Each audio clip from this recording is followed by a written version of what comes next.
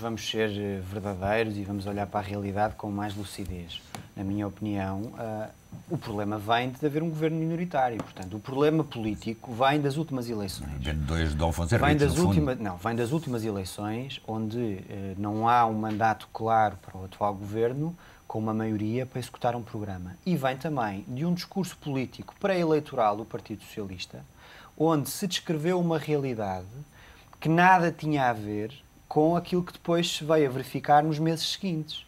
E, portanto, esta esquizofrenia quase levou a uma total descredibilidade por parte dos atuais responsáveis governativos. Quer dizer, o discurso do Oásis depois foi sucedido por um discurso de culpabilização da situação internacional, depois estava tudo a correr bem, depois a execução orçamental estava a correr otimamente e depois, em 15 dias, 3 semanas, afinal, estava tudo mal. E afinal era preciso um PEC 4, afinal eram precisas medidas suplementares e soubemos ontem, coisa que me deixou ainda mais preocupado, que afinal os números do déficit de 2009, 2010 e provavelmente 2011, com reflexos para 2011, não são aqueles que o Governo andava a dizer. Concretamente, o déficit de 2010, de 8,6%, é muito grave. O PEC 4 já tem por objetivo...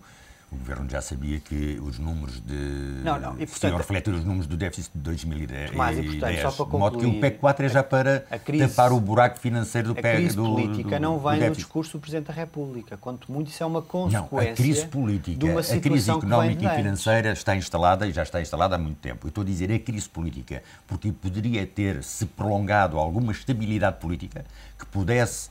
manter o ritmo em que o Governo estava a tentar manter junto do Banco Central Europeu, junto do Conselho Europeu, de modo a superar estas dificuldades, com uma engenharia financeira que estava a ser montada e claramente há declarações do Presidente da Comissão Europeia, da chanceler alemã, do Comissário para os Assuntos Económicos, há declarações a dizer que... a execução orçamental em 2009, 2010, há declarações o ritmo... O ritmo é ter em 2010 um déficit de 8,6%, quando o nosso compromisso era 7,3%. É esse o ritmo? Deixa-me dizer de outra maneira o que o Tomás está a dizer. Provavelmente o Presidente da República, quando fez o discurso de tomada de posse, não adivinhou, e provavelmente devia ter alguma cautela adicional, que podia abrir uma crise, ou que podia ser aberta uma crise num período muito curto de tempo. E, portanto, de facto, esse discurso hoje, nós nunca sabemos o que é que apareceu primeiro, se foi o ovo, se foi a galinha, mas esse discurso hoje pode ser interpretado como um discurso que não foi de estabilidade sistémica, como podia ter sido perante uma crise que se revelou estar muito próxima, não é?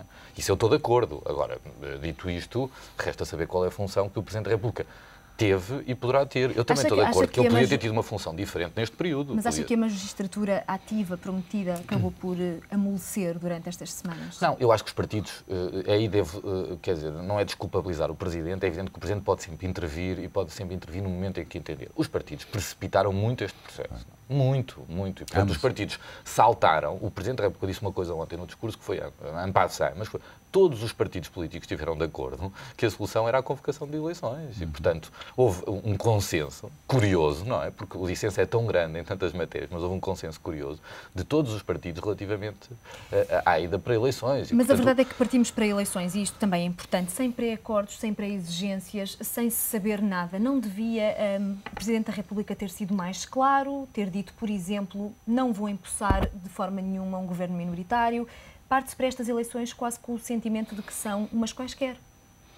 Pois, talvez o Presidente pudesse, nesse último ponto que refere, deixar muito claro que não vai empossar um governo minoritário e, portanto, apelando, no fundo, ao sentido de responsabilidade e ao sentido útil do voto dos portugueses, porque é fundamental, enfim, penso que nesse aspecto estaremos de acordo, que daqui a 2 meses saia da Assembleia da República uma solução que permita uma governação estável e maioritária em Portugal. Isso é importante. O Presidente da República não foi muito claro relativamente a isso, apesar de ter dito, falou de um consenso, mas não disse em concreto em que é que esse consenso se poderia traduzir. Talvez o pudesse ter feito. Mas nós não... Enfim, Deixa-me só fazer uma pergunta ao Paulo. Não acha que a intervenção do Presidente da República, quer dizer que só dá posse a um governo minoritário, é uma intromissão num processo de campanha? Por mais que ele ache isso e por mais que ele vá influenciar isso com os resultados eleitorais. Agora, dizê-lo previamente é uma intromissão no âmbito de uma campanha. Que neste momento, o órgão político em Portugal com maior legitimidade é o Presidente da República. Foi eleito há 2 meses. Sim. E foi eleito por mais de 50% dos votos dos portugueses diretamente. E, portanto, ninguém mais do que ele, e a Constituição permite que ele o faça, deve assumir publicamente e politicamente, com clareza, o que é que fará no futuro, com essa legitimidade que lhe vem ter sido eleito há pouco tempo por mais de 50% dos portugueses. E, portanto, penso que a Constituição permite perfeitamente mas ele pode fazê-lo depois do resultado eleitoral. Ele pode fazê-lo depois do resultado eleitoral. Mas pode ser tarde demais. Mais vale que o faça antes. E mais vale que o faça... Sem induzir o voto popular, não é? Não tem induzir, alguns efeitos perversos. É tentar encaminhar. Mas, repare, pode encaminhar, a não ser que já tenham entendido que o Partido Socialista já não vai ter uma maioria absoluta. Já desistiram disso? Porque quando o Presidente apela para uma maioria absoluta, pode ser uma maioria absoluta do PSD ou do PS. Não, eu estou a dizer até do ponto de vista até dos partidos mais pequenos, porque isso, obviamente, tende a concentrar os votos em dois partidos, ou seja, a existência de maiorias surge tipicamente uma bipolarização e de uma concentração do voto nestes dois partidos, que são, em princípio, aqueles que podem ter essa maioria, não é? E, portanto, isso é um primeiro fator que eu acho que podia introduzir alguma distorção, independentemente de estar a falar do PS ou do PSD. E, portanto, acho que isso era uma... Mas essa distorção pode ou não existir mesmo o Presidente pode pensar depois isso das e eleições. pode provocar isso depois das eleições. Eu acho que dizê-lo antes é um risco e é uma intromissão que a prudência recomenda que não se faça. E a situação nacional não exige esse tipo de responsabilidade por parte do Presidente da República, na vossa opinião? A situação nacional exige... Porque a questão é, não correm estas eleições o risco de ser um pouco inúteis, tempo perdido, se os partidos se lançarem no tom crispado, de acusação, de procura de culpas, sem apresentar soluções? Elas nunca vão ser tempo perdido num registro, a meu ver. É que o conflito gravíssimo entre os dois partidos no contexto desta crise política vai ser minorizado pela substituição de um dos líderes que decorrer da derrota no processo eleitoral, a meu ver. E isso vai atenuar o conflito e vai abrir uma nova janela, um novo espaço de entendimento. Entendem então esta partida para as eleições como um novo ciclo político? Exatamente. O ciclo político fechou-se aqui um ciclo político. E o que esperam da campanha? Está-se a reiniciar outro. O que é que esperam desta campanha, efetivamente? Muito crispada, muito dura e centrada, até o momento há dois focos. Centrada nas culpas ou nas soluções? Nas culpas e na ajuda externa. Antes do próximo governo tomar posse ou não. Vão ser os dois eixos fundamentais. E não deviam os partidos mudar esse discurso? O discurso do futuro vai ser muito bloqueado. Mais uma vez, permitam-me aqui fazer uma ligeira correção. O discurso da culpabilização tem sido, ou da vitimização, tem vindo por parte do governo. É o governo que desde, há cerca de 10 dias, quando houve uma manifestação clara do PSD de que não aprovaria o PEC 4, que se tem vitimizado. Sim, e, portanto, e agora, e ontem houve a confirmação disso, houve uma politização, a meu ver, excessiva desta questão da ajuda externa.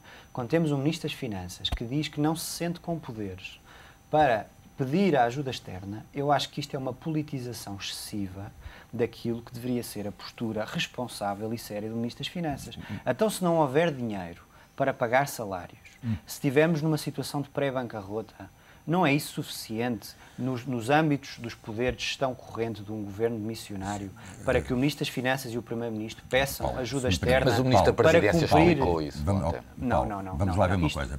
Isto é grave. Colocar-te uma questão. Aliás, o Presidente tentou ontem clarificar essa questão. Um governo de gestão vê posta em causa a sua legitimidade porque mandou cortar um eucaliptal numa propriedade, como recordas no último governo PSD-CDS. Se um governo de gestão está constitucionalmente limitado nas suas funções, o facto de pedir ajuda externa a várias instituições, incluindo o FMI, tem necessariamente que passar pelo Parlamento. Tanto assim é que o Presidente, perante a situação do país, pede que hajam consensos políticos alargados, exatamente porque a Assembleia da República não pode pôr em causa, na sua maioria, esse pedido de apoio externo. Não é num governo de gestão... o risco em abril não haver dinheiro para pagar salário. Não, em abril já não... Acha que podemos adiar... desculpem lá, vamos aqui esperar um pouco. Deixa dar-te uma resposta muito rápida sobre isso.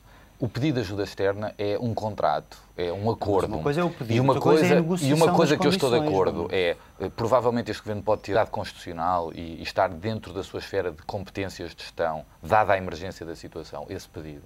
Mas isso pressupõe um contrato. E esse contrato pressupõe também um conjunto de medidas que fazem com que essa ajuda externa depois permita ser cumprida do ponto de vista dos compromissos e das obrigações do Estado português. Sim, mas, e esses compromissos... a situação do país for de emergência. Mas Tânia, o que eu estou a dizer é que isto tem duas partes. Para a dívida. Mas nunca ninguém falou de uma outra parte que é a parte do fundo. Ou seja, será que o fundo está disposto a contratar uma ajuda externa com um governo dimissionário, com poderes de gestão, com ato eleitoral a 5 de junho?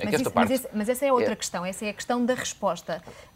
Quem tem que acionar é o governo. Estas coisas será não funcionam como pedido e resposta. Estas coisas funcionam como uma negociação em que fica depois já definida qual é a contratação que resulta da negociação. Há aqui duas fases. Isso é a primeira fase. A segunda é, se o governo fizesse isso, eu acho que o governo não vai fazer e vai fazer tudo para fugir. Como já disse, aliás, no passado, fará tudo para evitar isso. Mas se o governo fizesse isso, era muito importante, pelo menos, que os partidos políticos assentassem numa coisa, que era não usarem isso como argumento eleitoral. Ou seja, se isso acontecesse, era uma situação de emergência nacional que não devia ser objeto de utilização como argumento tático na campanha eleitoral.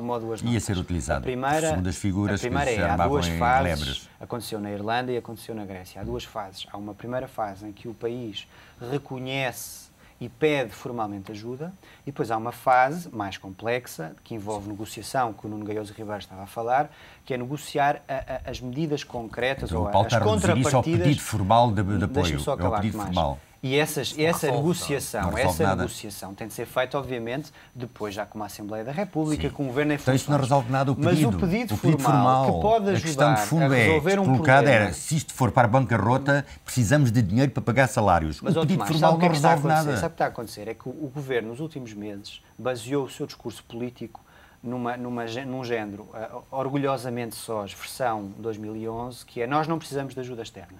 E, portanto, o Primeiro-Ministro e o Ministro das Finanças não querem dar o braço a torcer e reconhecer que, afinal, vão ter mesmo de pedir ajuda externa. E, por causa disso, estão a politizar esta questão, que é uma pena. Porque, novamente, estamos aqui no avô na galinha, porque o Primeiro-Ministro tinha uma estratégia que nós podemos achar que é boa, posta em causa agora já que havia uma oportunidade muito estreita de conseguir passar por esta crise sem pedir... financeira e económica. Por isso é que eu estou a dizer. E pelo déficit que soubemos ontem, e não pelo Presidente da República. Paulo, agora o PSD tem, desde que praticamente o Passos Coelho tomou posse, uma estratégia clara. Sabe, só que não a expõe explicitamente. Sabe, aliás, ela está condensada na primeira proposta de revisão constitucional. E sabe que, perante as características sociais em Portugal, tem muitas dificuldades em passar o seu programa político. E precisa que seja uma entidade externa, o FMI, a dizer nós só emprestamos o dinheiro desde que, e aí, no desde que, virão as exigências por parte do FMI e de outras instituições financeiras externas, virão todas as medidas que o PSD quer ver aplicadas em Portugal. Desde a flexibilização do Código de Trabalho, desde a redução drástica nos gastos da saúde, da educação e outros. Para não ser o PSD a assumir, daí este braço de ferro não é uma mera questão de birra, é uma questão de fundo sobre a aplicação das medidas. O PS o que está a tentar é dizer, vocês querem aplicar essas medidas, não venham com as exigências do FMI, sejam vocês a assumi-las. Há um ponto que estamos todos de acordo. Se houver necessidade, Deus queira que não, mas enfim, cada vez mais, cada semana que nós vimos cá, é mais provável a necessidade de recorrer à ajuda externa. E, portanto, se isso vier a concretizar num cenário cada vez mais provável, a responsabilidade é do Governo e de um partido que está no poder há 6 anos e não de um partido da oposição. É porque às vezes parece que é o PSD que está no poder ou que é Governo há 6 anos e não o Partido Socialista.